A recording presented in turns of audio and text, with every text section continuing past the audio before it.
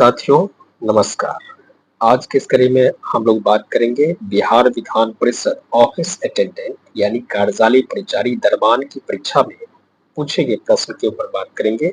यह परीक्षा जो है आपको 11 अगस्त 2025 को आयोजित की गई थी बिहार विधान परिषद की तरफ से। तो आज के इस कड़ी में हम लोग देखने वाले हैं कि समान अध्ययन में किस तरह के प्रश्न पूछे गए हैं और आप लोग की प्रतिक्रिया अच्छी रहती है तो फिर आपको मैथ और रीजनिंग के प्रश्न भी करवा दिए जाएंगे। इसके लिए टारगेट रखी गई है 5,000। जैसे ही 5 की होती है तो फिर आपको नेक्स्ट सेगमेंट में जो है रीजनिंग के भी प्रश्न करवा दिए जाएंगे। ये आप लोग की प्रतिक्रिया के ऊपर डिपेंड करेगा। तो चलिए देख लेते हैं कि समान अध्ययन में किस तरह के प्रश्न पूछे गए हैं। तो देख सकते हैं 46 नंबर प्रश्न पूछा गया है कि किस सूक्ष्म जीव के द्वारा हेपेटाइटिस बी की बीमारी होती है, यानी हेपेटाइटिस बी की बीमारी जो है वह किससे होती है, ये पूछा गया है। तो इसका राइट आंसर हो जाएगा वायरस। हेपेटाइटिस बी जो है वायरस से होता है, यह लीवर में संक्रमण पैदा कर देता है, यानी लीवर से संबंधित बीमारी है। अगले प्रश्न पर चलते हैं। अगला प्रश्न है 46 नंबर कि किस माध्यम में ध्वनि की चाल अधिकतम होती है। तो किस माध्यम में ध्वनि की चाल अधिकतम होती है, तो ध्वनि की चाल अधिकतम ठोस में होती है। तो अकॉर्डिंग टू विकल्प जो है आप धातु के साथ जाएंगे यानी मेटल के साथ जाएंगे, यानी इसका आंसर ए हो जाएगा, मेटल हो जाएगा। वही अगला प्रश्न है कि प्लाज्मा में जल का लगभग कितना परसेंट होता है। प्लाज्मा में जल कितना परसेंट होता है, तो 90% होता है, यानी 90% होता है, यानी डी हो जाएगा इसका आंसर। वही अगला प्रश्न है कि विटामिन B12 में क्या पाया जाता है, क्या होता है, तो कोबाल्ट होता है। B12 में क्या होता है, कोबाल्ट होता है, यानी सी हो जाएगा, C4 चाइना हो जाएगा। वही अगला है 50 नंबर कि निम्नलिखित में से किसमें उच्चतम ऊर्जा होता है। तो किसमें उच्चतम ऊर्जा होता है, तो नीला प्रकाश यानी ब्लू लाइट में होता है, यानी ए हो जाएगा, ए फॉर एप्पल हो जाएगा। ठीक है। वही 51 नंबर अंग्रेजी का इधर देख लीजिए, हिंदी के देख लेते हैं। प्रश्न है कि कृत्रिम रूप से फलों को पकाने के लिए निम्नलिखित में से किसका उपयोग किया जाता है। तो इसका राइट आंसर जो है आपको एथिलीन एसिटिलीन हो जाएगा, यानी डी हो जाएगा। यानी कृत्रिम रूप से फलों को पकाने के लिए जो है एथिलीन और एसिटिलीन का प्रयोग किया जाता है, यानी डी हो जाएगा। वही अगला प्रश्न है कि किसने आविष्कार किया कि पेड़ पौधे में जीवन है, तो जेसी बॉस हो जाएगा। इसका राइट आंसर जो है बी हो जाएगा, बी फॉर बॉल हो जाएगा। वही अगला प्रश्न है कि फॉर्मेलिन एक जलीय विलयन है, तो फॉर्मेलिन एक जलीय विलयन है किसका, फॉर्मल्डिहाइड का, यानी सी हो जाएगा। इस प्रश्न का आंसर सी हो जाएगा, सी फॉर चाइना हो जाएगा। ठीक है, क्या हो जाएगा, सी हो जाएगा। वही अगला है कि निम्न में से कौन सा प्राथमिक रंग नहीं है, यानी प्राइमरी कलर नहीं है, ये पूछा गया है। ए हो जाएगा, यानी काला, काला प्राइमरी कलर नहीं है। 54 देख लिए हैं, 55 देख लेते हैं। 55 नंबर है कि पानी का शुद्धतम रूप क्या होता है। तो पानी का शुद्धतम रूप जो है वो बरसात का जल होता है, यानी वर्षा का जल होता है, जिसका pH 7 होता है। तो इसका राइट आंसर डी हो जाएगा, रेन वाटर हो जाएगा। ठीक है। वही अगला है कि माइक्रोस्कोप का प्रयोग निम्नलिखित में से इसके अध्ययन करने में किया जाता है। तो इस प्रश्न का आंसर जो है डी हो जाएगा, सूक्ष्म एवं पास की वस्तुएं, यानी डी फॉर डॉग हो जाएगा। ठीक है। 57 नंबर है कि सोडियम कार्बोनेट का सामान्य नाम क्या होता है। तो धोने का सोडा हो जाएगा। ठीक है, यानी सी हो जाएगा। कहता है कि यूनिवर्सल डोनर कौन है, इसका आंसर ए हो जाएगा, यानी वो हो जाएगा। इधर से हम लोग हिंदी प्रश्न को भी देख लेते हैं, हिंदी में कुछ ट्रांसलेटेड प्रश्न को देख लेते हैं। यहाँ से देख सकते हैं कि किस रक्त समूह का व्यक्ति सार्वभौमिक प्रदाता है, वही ये हो जाएगा। वही अगला है कि वयस्क मानव शरीर में हड्डियों की संख्या कितनी होती है, तो 206 हो जाएगा, यानी ए हो जाएगा इसका आंसर। ठीक है, 206 हो जाएगा। दूध के घनत्व को किसके द्वारा मापा जाता है, तो दूध के घनत्व को जो है लैक्टोमीटर के द्वारा मापा जाता है, यानी ए हो जाएगा इसका आंसर।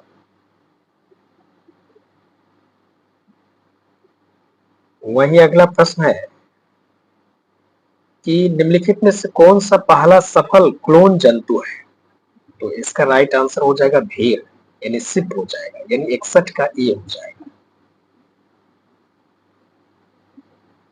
वही अगला प्रश्न है कि प्रधानमंत्री का चयन कैसे किया जाता है, यही प्रश्न है। यहाँ से देख सकते हैं कि प्रधानमंत्री को लोकसभा के द्वारा चुना जाता है, संसद के द्वारा चुना जाता है, राष्ट्रपति के द्वारा नियुक्त किया जाता है। इस विकल्प के अकॉर्डिंग इसका करेक्ट आंसर जो है सी हो जाएगा, राष्ट्रपति के द्वारा नियुक्त किया जाता है अनुच्छेद 75 के तहत, यानी सी हो जाएगा, सी फॉर चाइना हो जाएगा। अंतर्राष्ट्रीय महिला दिवस कब मनाया जाता है, तो 8 मार्च को जो है अंतर्राष्ट्रीय महिला दिवस मनाया जाता है, बी हो जाएगा इसका।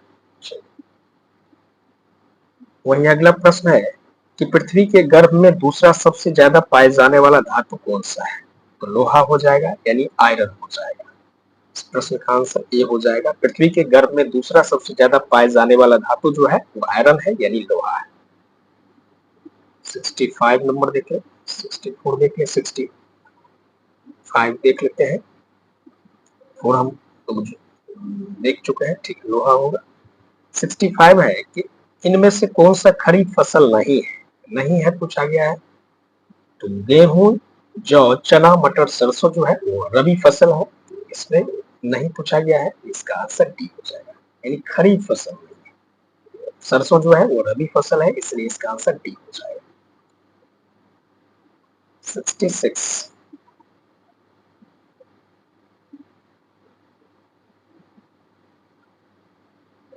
भारतीय मानक समय का ग्रीनविच की मीन टाइम में कितना अंतर होता है, तो इस प्रश्न का आंसर हो जाएगा 5.5 घंटा हो जाएगा, यानी सी हो जाएगा,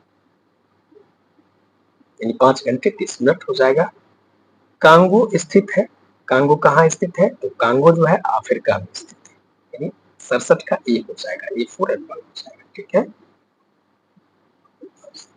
और अगला प्रश्न है कि इनमें कौन ब्रिक्स का सदस्य नहीं है, तो ब्रिक्स का सदस्य जो है भूटान नहीं है, रूस, भारत, चीन ये जो है ब्रिक्स के सदस्य देश है, नहीं पूछा गया है, इसलिए इसका आंसर ये हो जाएगा, यानी भूटान ब्रिक्स के सदस्य देश नहीं है।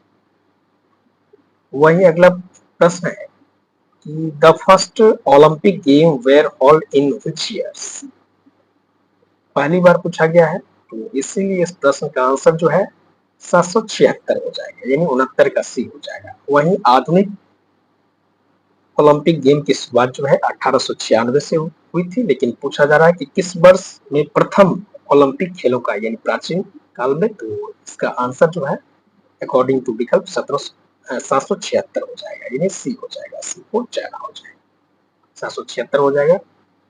अगले प्रश्न पर चलते हैं, 69-70 नंबर प्रश्न देख लेते हैं।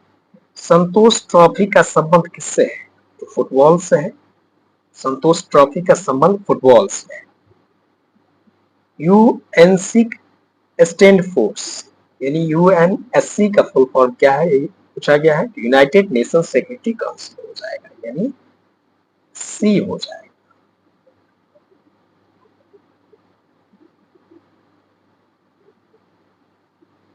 संयुक्त राष्ट्र सुरक्षा परिषद हो जाएगा। कहता है कि आरबीआई के वर्तमान गवर्नर कौन है, तो आरबीआई के वर्तमान गवर्नर संजय मल्होत्रा है, यानी सी हो जाएगा, यानी आरबीआई के वर्तमान गवर्नर कौन है, तो संजय मल्होत्रा है, 26वें गवर्नर है। वहीं डेंसिटी पूछा गया है, यहाँ से देख सकते हैं, हिंदी में देख लीजिए कि इनमें से किस दक्षिण एशियाई देश में सबसे अधिक जनसंख्या का घनत्व है। यानी कि प्रश्न कहता है कि इनमें से किस दक्षिण एशियाई देश में सबसे अधिक जनसंख्या का घनत्व है। इसका राइट आंसर बांग्लादेश हो जाएगा। 73 का ए हो जाएगा, ए फॉर एप्पल हो जाएगा, बांग्लादेश हो जाएगा। वहीं अगला है इग्नाइटेड माइंड्स किसकी पुस्तक है, तो एपीजे अब्दुल कलाम, यानी सी हो जाएगा। इग्नाइटेड माइंड जो है एपीजे अब्दुल कलाम की पुस्तक है, यानी सी हो जाएगा। चलिए,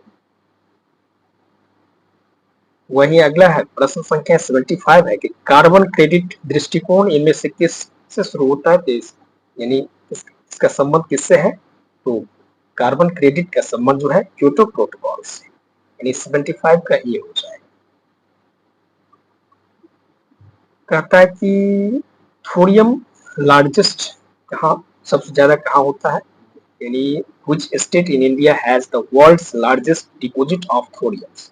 इसका राइट आंसर केरला हो जाएगा, केरल हो जाएगा। यहाँ से आप हिंदी में देख लीजिए कि भारत की किस राज्य में विश्व का सबसे बड़ा थोरियम का भंडार है, तो केरल हो जाएगा इसका आंसर।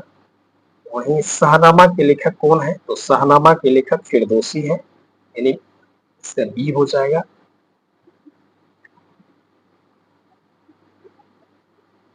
कौन सा वार्षिक मेला ऊंट व्यापार के लिए, यानी कैमल व्यापार के लिए जो है प्रसिद्ध है, यानी ऊंट व्यापार के लिए प्रसिद्ध है, तो पुष्कर मेला जो है ऊंट व्यापार के लिए प्रसिद्ध है, ये हो जाएगा। वहीं अगला प्रश्न है कि which state of India has border with the three country namely Nepal, Bhutan और चाइना के साथ लगता है, भारत का कौन सा राज्य है, तो इसका राइट आंसर सिक्किम हो जाएगा, यानी डी हो जाएगा। सिक्किम जो है, सिक्किम का सीमा जो है वो तीनों देशों के साथ लगती है। यहाँ से देख सकते हैं कि भारत के किस राज्य की सीमा नेपाल, भूटान और चीन तीनों देश से मिलती है, इसका राइट आंसर सिक्किम हो जाएगा, ये डी हो जाएगा। अगले प्रश्न पर चलते हैं, प्रश्न संख्या 80 देख लेते हैं, 80 नंबर। एशियाई खेलों में स्वर्ण पदक प्राप्त करने वाली पहली भारतीय महिला कौन थी, तो इसका राइट आंसर हो जाएगा कमलजीत संधू थी, यानी एथलीट। एशियाई खेलों में स्वर्ण पदक प्राप्त करने वाली पहली भारतीय महिला एथलीट कमलजीत संधू, यानी डी हो जाएगा इसका आंसर। बैलाडीला किसके लिए प्रसिद्ध है, लौह अयस्क के लिए प्रसिद्ध है, यानी ये हो जाएगा। 2028 के ग्रीष्मकालीन ओलंपिक खेल कहाँ होगा, तो यूएसए के लॉस एंजल्स, यानी बी हो जाएगा इसका आंसर। वहीं अगला है कि भारत में अभ्रक का सबसे बड़ा उत्पादक राज्य कौन सा है, तो आंध्र प्रदेश है, ये अभ्रक का सबसे बड़ा उत्पादक राज्य जो है वो आंध्र प्रदेश, ठीक है, डी हो जाएगा। अगले प्रश्न पर चलते हैं, संपूर्ण राष्ट्रगान का वादन काल कितना है, यानी कितने समय में गाया जाता है, तो 52 सेकंड हो जाएगा इसका आंसर। वहीं तलचर प्रसिद्ध कोयला क्षेत्र किस राज्य में है, उड़ीसा में है, बी हो जाएगा। ब्रिटिश द्वारा निम्नलिखित में से रैयत बारी प्रथा लागू की गई थी कहाँ, सबसे पहले बंबई और मद्रास प्रेसिडेंसी, 86 का डी हो जाएगा।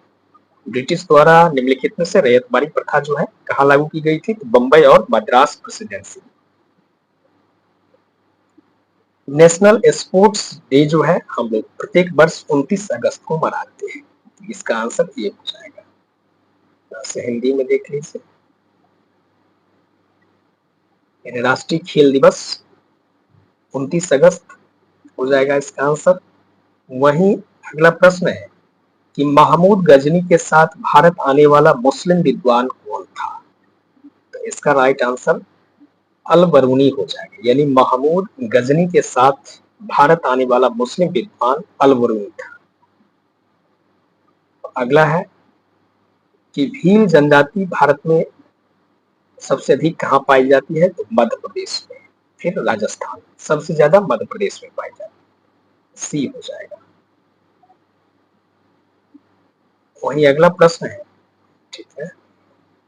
अमर गीत वंदे मातरम किसके द्वारा लिखा गया है? तो बंकिम चंद्र चट्टोपाध्याय, यानी सी हो जाएगा, सी फॉर चाइना हो जाएगा। वही अगला प्रश्न है कि 73वें, ऐसे देख लीजिए अंग्रेजी में, हिंदी में देख लेते हैं कि 73वें संविधान संशोधन का अभिपालन करने वाला पहला राज्य कौन था? तो 73वें संविधान संशोधन का अभिपालन करने वाला पहला राज्य मध्य प्रदेश था, यानी ए हो जाएगा, ए फॉर एप्पल हो जाएगा। वही अगला प्रश्न है कि इंडिया विंस फ्रीडम किसकी आत्मकथा है? तो अबुल कलाम आजाद की आत्मकथा है इंडिया विंस फ्रीडम, सी हो जाएगा। भूकंप की तीव्रता किससे मापी जाती है? सिस्मोग्राफ से, अकॉर्डिंग टू विकल्प जो है सिस्मोग्राफ हो जाएगा।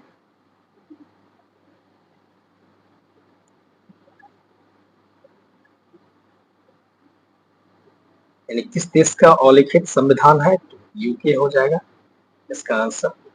यहां से देख सकते हैं हिंदी में कि निम्नलिखित में से किस देश का संविधान अलिखित है? तो यूके हो जाएगा, यानी यूनाइटेड किंगडम हो जाएगा। उत्तरी गोलार्ध में सबसे बड़ा दिन 21 जून को होता है। वही अगला प्रश्न है कि अंग्रेज ने सूरत में पहली फैक्ट्री किसकी अनुमति से स्थापित की? तो अंग्रेज ने सूरत में पहली फैक्ट्री जो है जहांगीर की अनुमति से स्थापित की थी, यानी बी हो जाएगा इसका आंसर, ठीक है। जहांगीर की अनुमति से जो है अंग्रेज ने सूरत में फैक्ट्री स्थापित की थी। निम्नलिखित प्रमुख भारतीय नगरों में से कौन सा एक सबसे अधिक पूर्व में स्थित है? इस प्रश्न का राइट आंसर लखनऊ हो जाएगा, अकॉर्डिंग टू विकल्प जो है इसका आंसर लखनऊ हो जाएगा, यानी सी हो जाएगा, सी फॉर चाइना हो जाएगा।